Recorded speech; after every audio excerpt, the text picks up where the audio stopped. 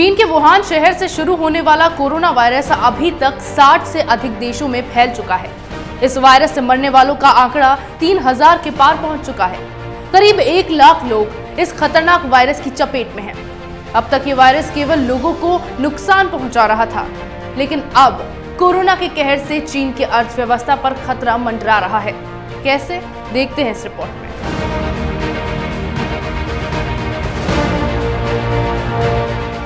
Corona virus ने अपने पैर इस तरह पसारे हैं कि इससे अब चीन की अर्थव्यवस्था पर गंभीर असर पड़ने लगा है।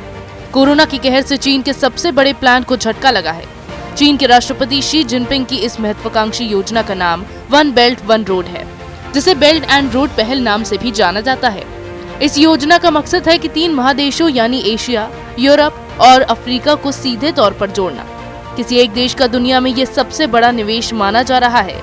वन बेल्ट वन रोड योजना के तहत पुराने सिल्क रोड के आधार पर एशिया, अफ्रीका और यूरोप के देशों को सड़कों और रेल मार्गों से जोड़ा जाना है। इस समझौते के तहत चीन के जेट विमान, हथियार आदि निर्माण को पाकिस्तान सहित अन्य देशों में विस्तार दिया जाना है। यह चीन में ऊर्जा आपूर्ति करने के लिए भी अहम है। ये पहल एशिया में बड़ी ताकत बनने के चीन के लक्ष्य को पूरा कर सकती है। दावा किया जा रहा है कि इससे आर्थिक के साथ साथ सामाजिक और सांस्कृतिक जुड़ाव भी होंगे। चीन के राष्ट्रपति शी जिनपिंग ने 2013 में कजाकिस्तान में एक भाषण में सिल्क रोड आर्थिक बेल्ट के अपने नजरिए की रूपरेखा पेश की थी। शुरुआत में ये विचार मध्य एशिया में ट्रांसपोर्ट इंफ्रास्ट्रक्चर की फाइनेंसिंग के लिए था।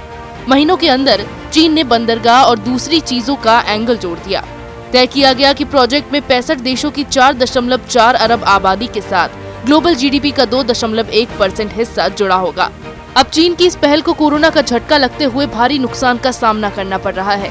वन बेल्ट वन रोड का निर्माण फिलहाल बंद है, क्योंकि कोरोना के बढ़ते कहर को देखते हुए चीनी कर्मचारियों को विदेशी निर्माण साइट पर जाने नहीं दिया जा रहा है।